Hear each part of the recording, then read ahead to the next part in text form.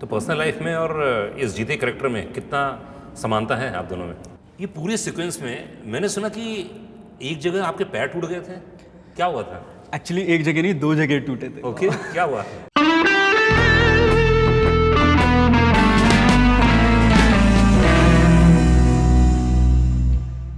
तो वो नेचुरल गुस्सा आया था आपको, क्या हुआ क्या था?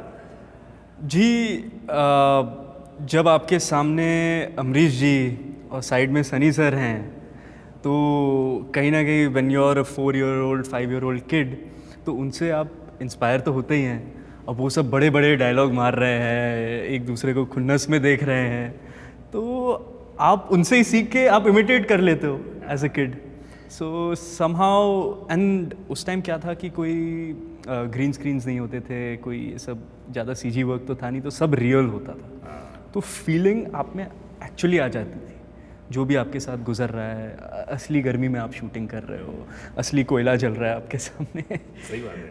पर 20 साल हो गए जी। 4-5 साल का बच्चा जब इतना बड़ा हो गया, तो 20 साल में क्या रिएक्शन मिला, लोगों ने आपके बारे में क्या बोला, आपकी क्या ग्रोथ हुई, ये सब जानना चाहता हूँ मैं 20 साल में।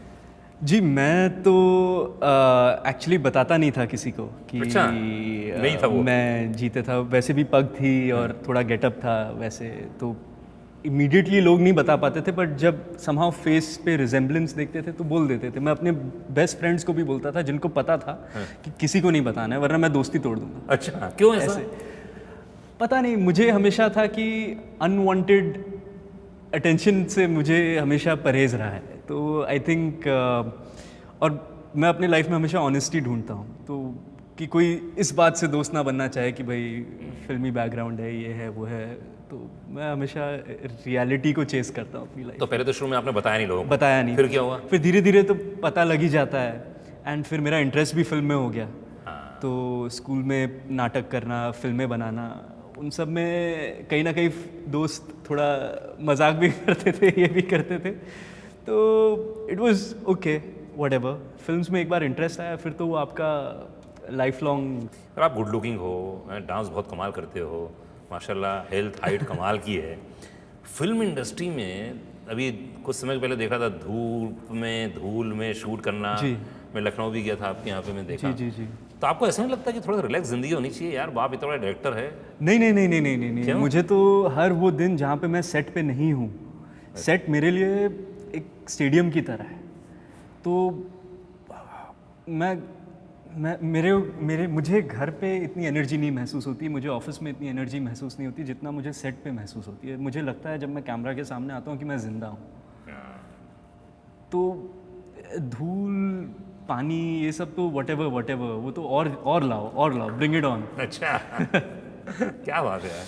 तो 20 साल में जब उस समय काम करते आपको तो ज़्यादा मालूम नहीं था, पापा बोल दिए ये कर दो तो वो कर दिया, ये कर दिया, लेकिन इस बार क्या तैयारी की आपने गदर 2 के लिए? इस बार भी बेसिकली यही है कि वो डायरेक्टर है, वो जो कह रहे हैं वो सुनो। अच्छा। वो सुनो। बट वैसे प्रोफेशनली बात करूँ तो वो जो कैरेक्टर है जीते का, वो उसको देख के कई जनरेशन, जो मेरी जनरेशन थी उस ज़माने में, जो बच्चे थे और जिन्होंने बाद में टीवी पे भी बहुत देखी है फिल्म, वो उस कैरेक्टर को पहचानते हैं, उसके कुछ क्वर्क्स पहचानते हैं कि वो थोड़ा गुस्सैल था, थोड़ा स्टबर्न था, बहुत क्यूट भी था, बहुत प्यारा भी था, अपने माँ बाप के लिए कुछ भी कर सकता था। तो वो उसका कोर है, वो कोर इसके अडल्टहुड में भी कैरी ऑन होना चाहिए। हाँ। तो पर्सनल लाइफ में और इस जीते करेक्टर में कितना समानता है आप दोनों में? पर्सनल लाइफ में ऑब्वियसली जो इसका प्यार है इस कैरेक्टर का अपने माता और पिता के लिए, अपने देश के लिए, तो वो तो इंस्टेंट कनेक्शन है मेरे लिए। एंड बाकी ऑब्वियसली डिफरेंट ये है कि थोड़ा सा मतलब थोड़ा ज़्यादा स्टबर्न है। मैं शायद रियल लाइफ में उतना स्टबर्न नहीं हूँ, तो वो मुझे थोड़ा सीखना पड़ा अपनी बहन को देख के। अच्छा। सीखा मैंने, वो बहुत स्टबर्न है। अच्छा, बहुत स्टबर्न। हाँ, उसके कुछ कैरेक्टरिस्टिक्स, मैनरिज्म्स मैंने लिए। कि क्या क्या लिया? क्या वो जैसे गुस्से में जैसे रूठ जाती है, अच्छा। वो चीज़ें, एंड जैसे गुस्सा उसका वे होता है आपसे अपना काम निकलवाने का। आप विदेश में रहे हैं और आपने स्टडी की है, एक्टिंग की, फिल्म मेकिंग की स्टडी की आपने। जी जी जी जी। वो कितना आपने यूज़ किया है इस गदर 2 में?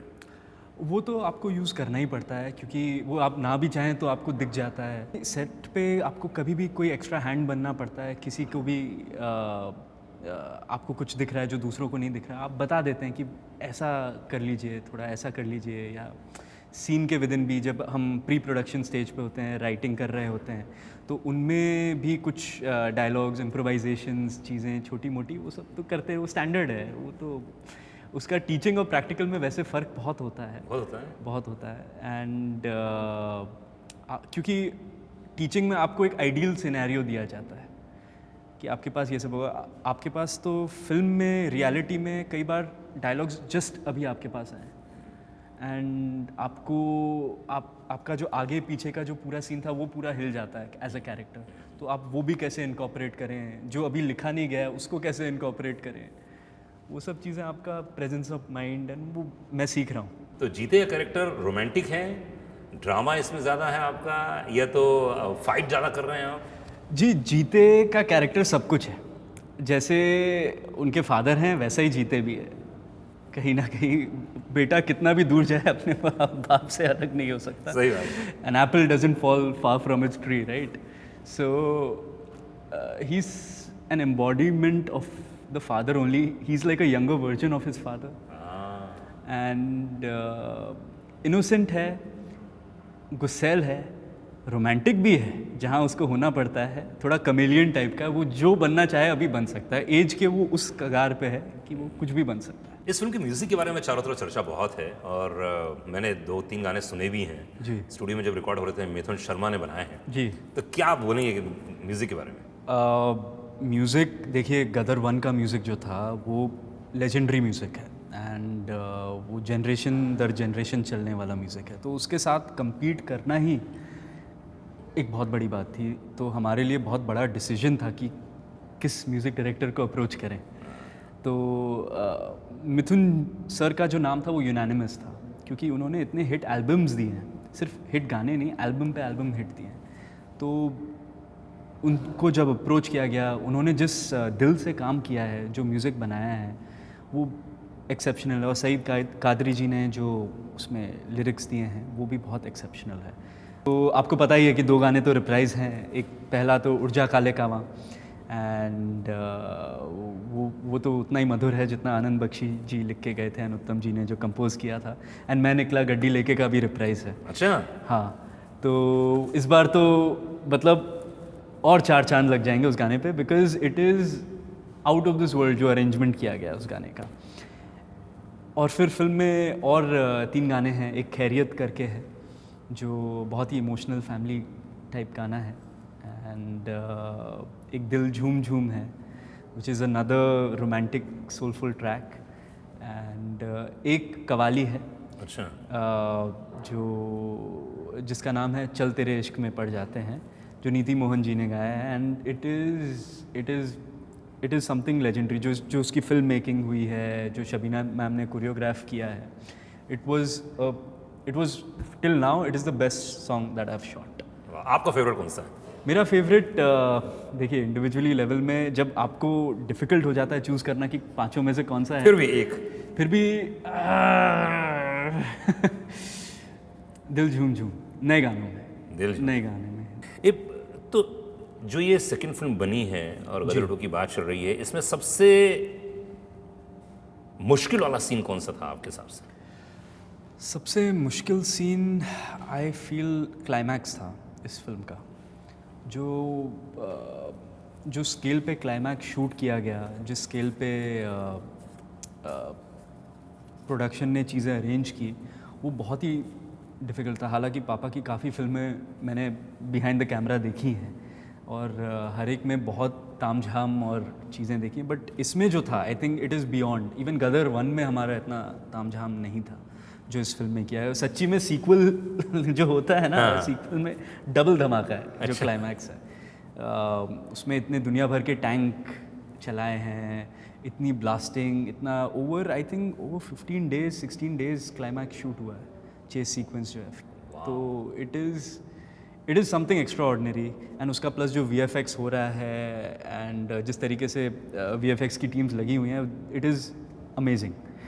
रवि सर ने एक्शन किया है, तो वो वाला sequence I think is going to be one of my favourites. तो किसको नंबर दोगे तुम सब ज़्यादा इस फिल्म में? ड्रामा को, एक्शन को, या सॉन्ग को, या इमोशन को?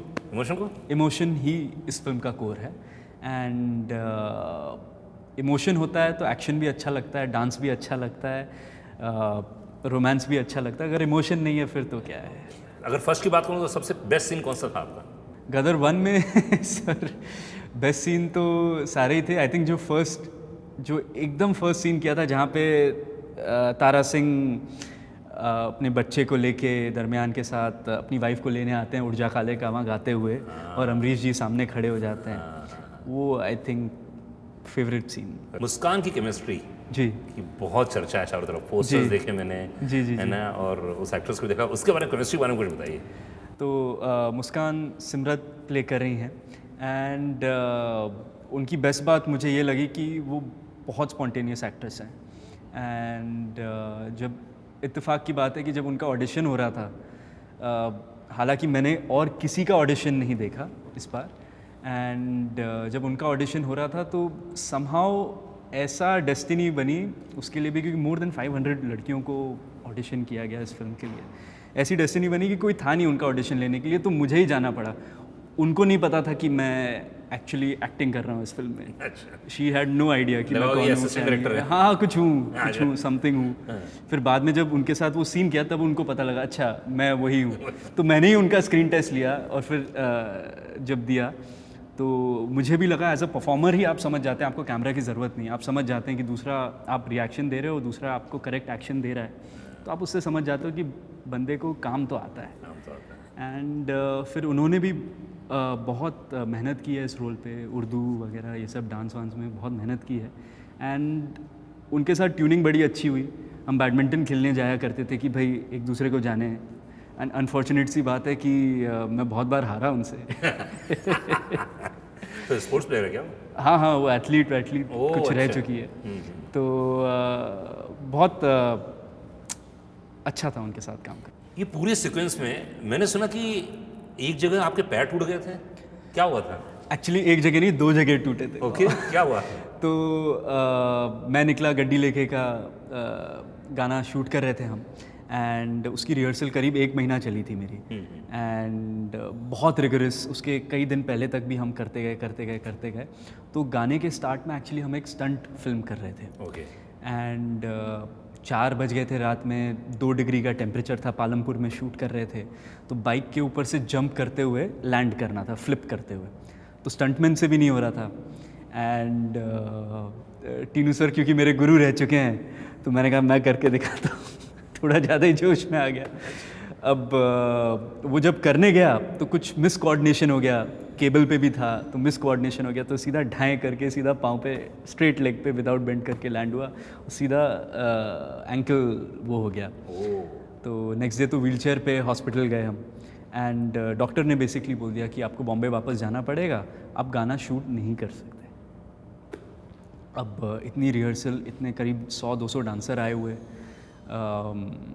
इतना बड़ा सेट लगा हुआ, इतनी सारी चीज़ें स्टेक पे, तो उसके बावजूद पता नहीं, ये एज एन एक्टर ही आप में शक्ति आती है जब आप सेट पे होते हो। जैसे मैं बात कर रहा था आपसे कि आप कुछ भी कर सकते हो उस रोल के लिए, उस किरदार के लिए, और आप उसको जस्टिस करना चाहते हो कहीं ना कहीं।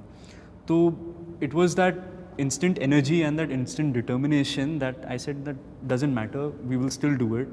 And शबीना जी, शर्जिल भाई, इन सब ने थोड़े स्टेप्स चेंज किए, एक टांग पे स्टेप करवा दिए। अच्छा। तो दूसरी टांग पे मैंने, अगर आप गाना देखेंगे तो ज़्यादातर एक लेग पे किया है। तो वो सब मॉडिफाई करके हमने पूरा गाना उसमें एकदम बहुत ब्यूटीफुल तरीके से शूट कर लिया। फिर दूसरी बार एक एक्शन कर रहे थे, उस बार भी टूटा मैंने, पर इस बार किसी को बताया नहीं। तो ये जो एक्शन की बात कर रहे हैं फिल्म में कब आएगा? ये सेकंड हाफ में आता है। सेकंड हाफ में पाको चेस सीक्वेंस है, उसके दौरान आता है। तो वो भी बड़ा तगड़ा एक्शन है जहाँ उछल कूद बहुत सारी थी। तो कई चीज़ें नहीं बतानी पड़ती क्योंकि अल्टीमेटली डायरेक्टर और बाकी सब जो हैं वो आगे की भी शूटिंग का भी सोचते हैं कि कुछ अभी अगर हो गया तो आगे की शूटिंग में इफेक्ट आ जाएगा। गाने शूट जब हुए तो मुझे अच्छे से याद है कि आपने स्वेटर पहन रखा था और अभी गर्मी बहुत थी, क्या था एग्जैक्टली वो? जी, जब झूम झूम गाना कर रहे थे तो लखनऊ में शूट कर रहे हैं, एंड अप्रैल का महीना है, तो 40-50 डिग्री तो टेम्परेचर ऐसे ही यूं ही मज़े में चला जाता है। तो ऊपर से कॉस्ट्यूम हम मंथ दिखा रहे हैं अक्टूबर नवंबर दिसंबर का एंड नॉर्थ साइड, तो वैसे ही आपको स्वेटर वेटर पहनने पड़ेंगे, स्वेटर जैकेट, उस पर 3-4 लेयर पहना दी गई उसमें, बाप रे। एंड उसमें डांस करना है, पसीना ना आए ना है वो ना है, तो बहुत ही डिफ़िकल्ट था सब डांसर्स के लिए भी, मेरे लिए भी, कि फटाफट किया जाए। And that was an interesting shoot, क्योंकि आपको दिखाना है फील विंटर का, और आप एकदम लिटरली तप रहे हो अंदर से। जब मैं जाता था डांस करके तो ऐसे पसीना निचुड़ता था उस कपड़े में से। तो but I think that is the fun of shooting. Shooting is not कि आप आओ कैमरा के सामने हा हा ही हू करके चले जाओ। Shooting is like being on an adventure. आपको पता नहीं आपको क्या मिलने वाला है, क्या होने वाला है, और आपको पूरी जर्नी एंजॉय करनी है बस। क्या बात।